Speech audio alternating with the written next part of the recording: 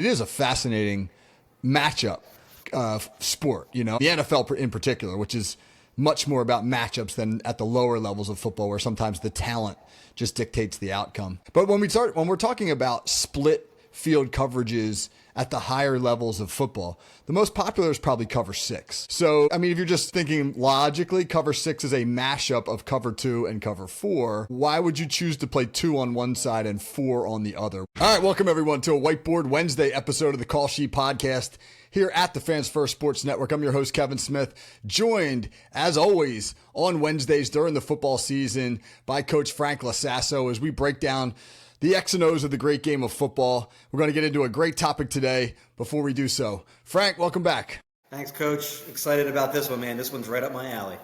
Yeah, man, this is in Coach LaSasso's wheelhouse today. He was a defensive backs coach and a defensive coordinator for many years, and we're going to talk about a topic near and dear to his heart: split field coverages. Why do teams use them? What are they? Why do teams use them? And I came upon this topic because I was doing a film room the other day on Emeka Egbuka, the fabulous rookie wide receiver for the Tampa Bay Buccaneers. And as I was going through clips of him, I was trying to figure out what defenses were playing coverage-wise. And I was looking at Tampa Bay's game against the Seattle Seahawks on Sunday, and the Seahawks lined up almost every snap in a two-high shell. And so you think, oh, well, it's going to be some cover two, maybe some cover four. And then they rotated to every look under the sun. And, what I wanted to say to Frank always talks about how he and Coach Matthews at Ocean City High School say that RPOs and some of the things the offense is doing is cheating. Well, let me tell you, man, these split field coverages, that's like the defensive version of it. The world used to be a civilized place, Frank. The defense would line up too high. You knew what the hell was going on. What are you guys doing with these split field coverages? Man, like you said, you're trying to gain an advantage on the offense, and these quarterbacks today are coached so well to read a defense, and it's almost like you cannot just line up in what you're going to run. Even at the high school level, quarterbacks are taught very, very quickly. Is it one high? Is it two high? Is it man? Is it zone? And they immediately are coached to understand, okay, what do we want to run to beat man? What do we want to run to beat zone? So to combat that, you have to disguise coverage, right? And I think it's one of the hardest things to coach as a defensive back is disguising your coverage, because it's one of those things where, okay, you have to worry about what the other team is running, what the down, and then you have to figure out on top of that, all right, did we disguise our coverage the last time or did we show it? And then did we move pre-snap or did we move post-snap? There's a lot to keep track of. And I found as a defensive backs coach that the best way that we disguised coverages was when we had players who were cerebral and instinctive, right? They were able to do it on their own. We would have corners and safeties who worked well together, and one thing that we did was we had a field and boundary-oriented defense. So the corner and the safety to the boundary were always working together, and the corner and the safety and the outside linebacker to the field always worked together. They were always working with the same group of guys, and they became familiar with each other. And then they decided, okay, we're going to disguise here, and you could see them communicate on the field, them taking their hand and covering their face, meaning they were going to mask what they were going to do. Right? Does the safety come down and then bail late? Does the corner show off coverage and then press? Does he press and then come off? Right? There's a million ways that you can disguise the coverage. And as a coach, to control all that from the sideline is really difficult to do. So split field coverages have then helped even more so with the disguise game, because you're not always getting the same thing on the right side that you're getting on the left. So it's this, we always talk, and we say it every week, cat and mouse, right? It's the constant back and forth between the offense and the defense of who's showing their hand and what hand are they going to play in that particular series. So for those who are listening who may not be familiar exactly with what we're talking about, define it for us. When we say split field coverage, what are we talking about exactly? So split field coverage, back in the day, in the 80s and 90s, for the most part, if you were a cover two team, right, that means you have two safeties stapled, typically on the hash marks of the field or on the tight end side over the tight end. And you have two corners who are your quote unquote flat defenders, right? So they are responsible for anything coming out into that 0 to 10 to 15 yard area, the underneath and to the sideline. You have your linebackers who are responsible for the hook curl area. And then your safety is responsible for deep half. And we can get really technical and talk about the corner rules and what do you do if both the number 1 and the number 2 receiver run vertically down the field. But I won't get into all that at the moment, right? So you have cover 2, which is, 2 high safeties.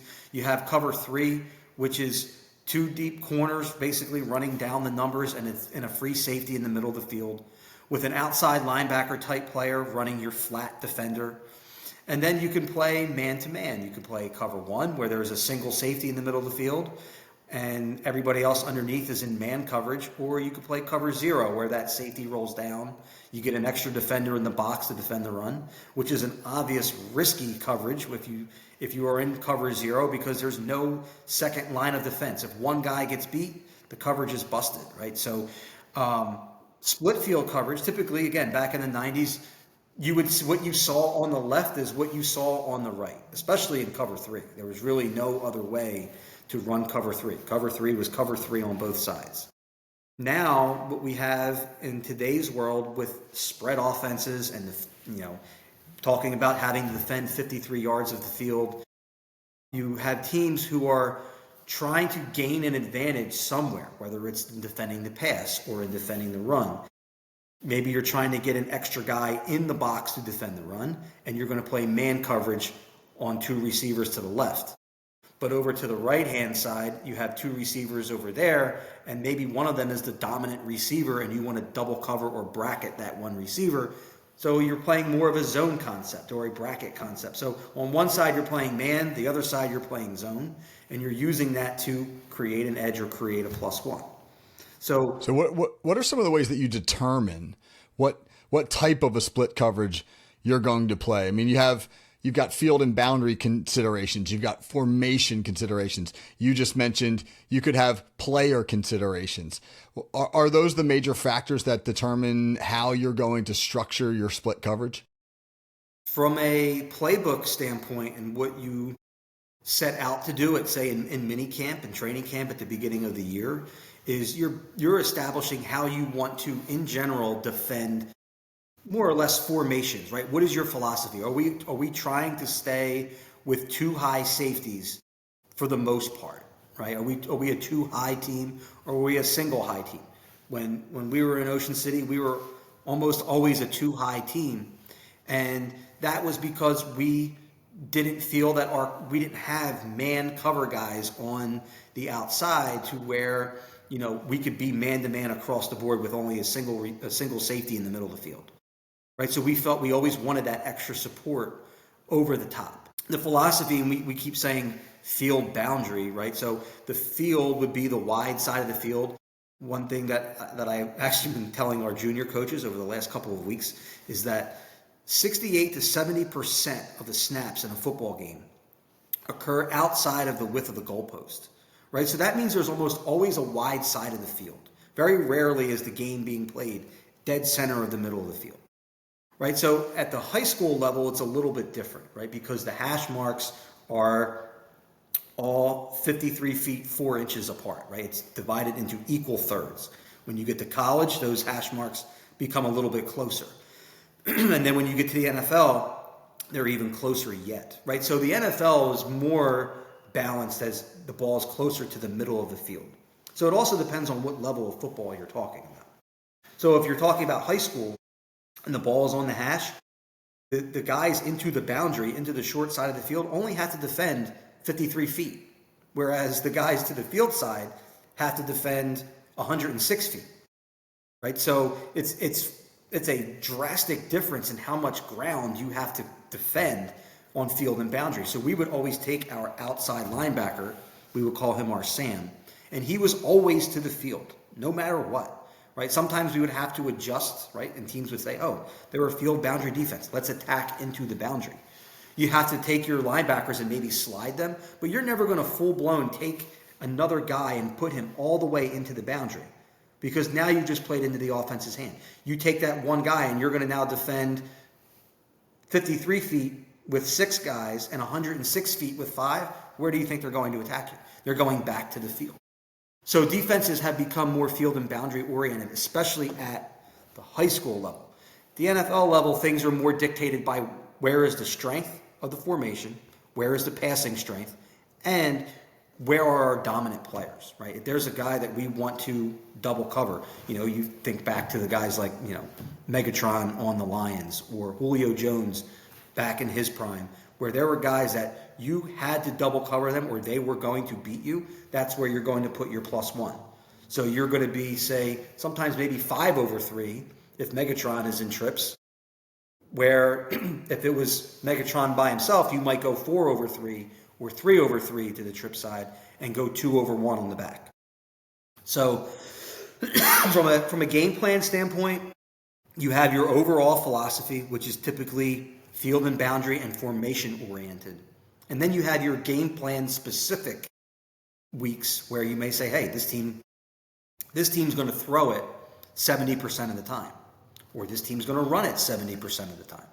And now you're going to build your defense off of what your foundation is that you established back in minicamp. All right, let's talk about, first of all, before I make my next point, just listening to you discuss all this, and this is stuff that we've gone round and round about over the years. But when I hear you say it out loud, when I hear you kind of speak it back to me, it gives me a greater appreciation for the calculations that have to be made in a game plan. I've been an offensive coordinator for years. When I look at defenses, obviously I'm trying to think about a couple basic concepts. Can I get numbers formationally or using shifts in motion? Can I find open grass? And so by using the field versus the boundary, can I get leverage on you in some way, shape, or form, et cetera? And then it's fascinating to hear defensive coaches talk about the calculations they have to make in response to some of the things that offensive coaches are doing. Again, you said it earlier, the cat and mouse game, but it is a fascinating matchup sport. The NFL in particular, which is much more about matchups than at the lower levels of football, where sometimes the talent just dictates the outcome. But when we're talking about split field coverages at the higher levels of football, the most popular is probably cover 6. So, if you're just thinking logically, cover 6 is a mashup of cover 2 and cover 4. You're playing one on one side of the field and one on the other. What is your calculation there? Why would you choose to play 2 on one side and 4 on the other? What would go into your thinking? So typically cover 4, and we were talking about this before the show, cover 4 has evolved, right? Quarters coverage has really evolved since the 90s, right? People in the 90s, if you put somebody in a time machine and brought them from the 90s to now and you said you're running cover 4, they'd be like, wow, okay, we're going to throw the ball into the flat all day, because they associated cover 4 with 2 corners that were bailing and 2 safeties that were bailing, and you were 4 deep with only linebacker help underneath. Well, cover 4 is not really 4 deep. It's a combination now of man with zone concepts. So what you have on the cover 4 side is the corner is in what's called a Meg technique. If you're playing press quarters, again, we can sit here and talk all day about playing off quarters or press quarters. So this is a Saban vocabulary term. Meg stands for man everywhere he goes. So when we played our quarters coverage, our corner was locked on to the number 1 receiver, and he was going to play man-to-man wherever he goes. The outside linebacker to the quarters side, the alley player, Nick Saban refers to him as your apex defender because everybody has a different name. I coached in Ocean City. We called him the Sam. I coached in Hamilton. We called him a Rover. So we'll call him the apex player for now, is that alley player, that nickel corner, that Cooper DeJean type guy that's playing on the slot receiver. So he is coached to catch and carry number 2, but at the same time, he has to be able to get underneath of 1 if he gets an in call from his corner and drop underneath of number 1. And if he gets a push call from his Mike linebacker, meaning there's a back or a number 3 receiver from somewhere coming out into the flat, he will then let go of his number 2 receiver and he will run underneath of number 3. So the apex defender in quarters is a very versatile player that can do a lot of things. Again, depending on the game plan, right? So typically you have your corner man everywhere he goes on one. If we trust, if the number 1 receiver is the better receiver, we could tell that safety to, hey, lean over top of number 1 and help your corner. We'll let the apex player take all of number 2. And you're still really in quarters coverage. The original philosophy around quarters coverage was that apex defender is going to cover number 2 if he goes out now, right? He's running out to the flat with 2. Because if one runs a go route on the outside, the corner is leaving, not like traditional cover 2. The corner is leaving with number 1. Somebody has to run with number 2 out. That's your apex defender. If number 2 runs vertical, typically what's going to happen is you might get an in call from your corner, right? He's going to peek to the number 1 receiver. If he's running a slant, you've got a little bit of help from your apex defender. If 1 and 2 both run vertical, your apex defender will run with number 2 vertical, and your safety is also there primarily as a number 2 vertical player, right? So if number 1 runs a slant and gives the in call, right? He's taking all of 1 with the corner, but the apex player is dropping underneath. The safety will then overtake number 2. So you're basically playing a triangle with those 3 guys. If we haven't picked up on that yet, you're in a triangle, right? The corner, the safety, and the apex player are basically in a triangle working together to defend 2 receivers. If a third receiver comes into play, the apex player will help with the third receiver. And you also have help from your Mike linebacker in that hook curl area as well. That's to the quarter side.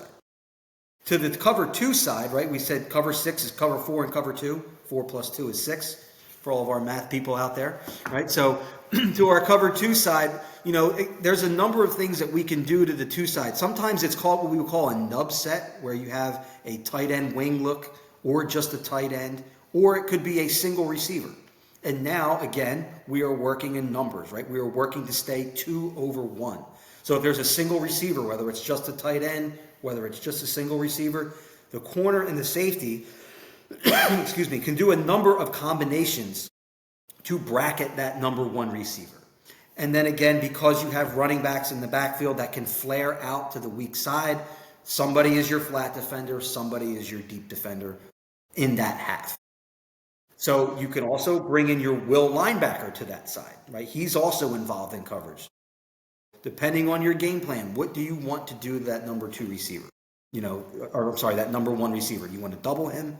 Do we want to bring the will backer and play 2 over 2? Or do we want to stay 3 over 2? There's a lot of, like you said, there's a lot of numbers that goes into it. But typically you have your cover 6 structure is you want 3 over 2 to the quarter side, and you want 2 over 1 to the backside of cover 6. We played it in reverse in Ocean City. There was a lot of times we would play cover 2 to the field, and that would allow us to take our apex player and get him more involved in the running game. We would let him, for lack of a better term, he would apex the number 2 receiver and the tackle. So that if it was a run-heavy team, he was more involved in the running game. He was not so preoccupied with collisioning that number 2 receiver and getting taken out of the play just by alignment alone. We would then take our corner and our safety into the boundary, and they were basically playing Nick Saban calls it mod coverage. We're calling it cover 2, but if there's 2 receivers, they're just banjoing and playing man-to-man on the backside, essentially. You could call it cover 2, you can call it banjo man, whatever you want.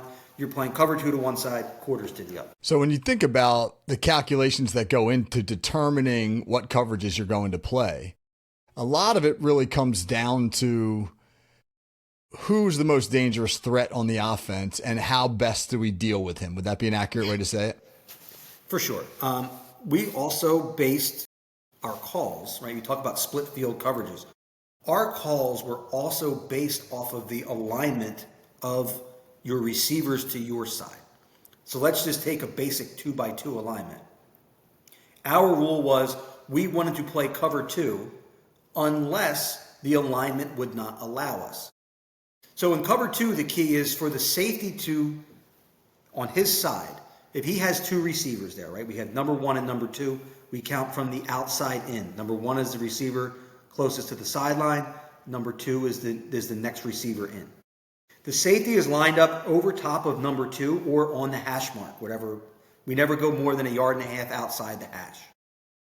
And the safety is coached that if number two goes out, right, in cover two, the corner is taking number two out, right? He's the flat defender. And so if we're assuming that number two goes out, the corner is taking him. That means that the safety has to be able to get off of the hash and defend that deep half outside. He has to be able to get over top of the fade to the number one receiver. My coach in high school, Coach Lancetta, used to call that area, that void between corner and safety, that low line drive fade ball, he used to call that the turkey hole, right? And if you had to be able to defend the turkey hole, as passing game has evolved and teams have gotten smarter, they would move the alignment of the number two receiver in, thus increasing the distance that the safety has to go to get over the top of number one. And if we coached our safeties up that if you can't get over top of number one, we cannot run cover two. We would then go to quarters coverage. That meant the corner was going to take all of number one.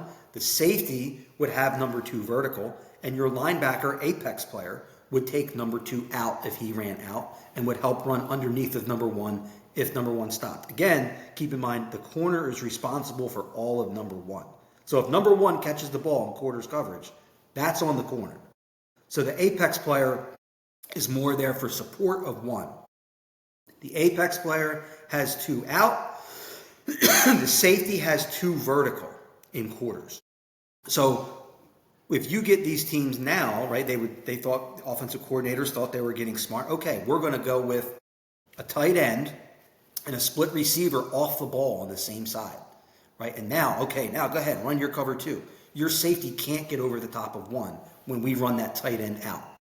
So again, now we say, okay, we're going to change our coverage. We're going to play quarters. We're going to press on number one or play off man on one, man everywhere he goes. The apex player will take the tight end out. The safety has the tight end vertical. And everything that we did was based off of splits, whether we ran two or we ran quarters. Condensed splits, number one and number two close together, we're running cover two because we want to bracket and play 3 over 2.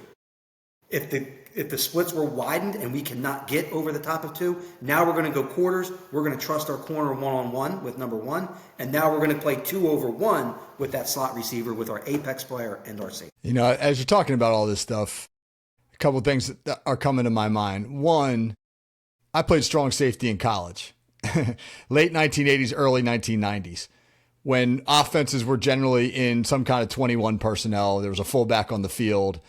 There was a lot of smash mouth football between the tackles, and then maybe some play action game, and a little bit of quick passing, etc. But I mean, it was 2 coverages. You played cover 2 and cover 3. I never played on teams that were athletic enough to really be good man-to-man teams. So that was it. You know, you learned those 2 coverages, and you got really good at executing them. But if an offense could figure out how best to exploit them, it wasn't like you had other tools in your toolkit that you could go to.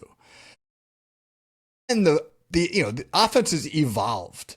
The spread offense changed football in so many ways, because so many of the things you're talking about right now are reactions to the spread game and to the increased importance of the passing game in football. You know, when I was playing football, teams ran the ball 60-some% of the time. Well, now, especially at the higher levels, teams are throwing it 60-some% of the time, and they're using the 53 yards of the width of the field.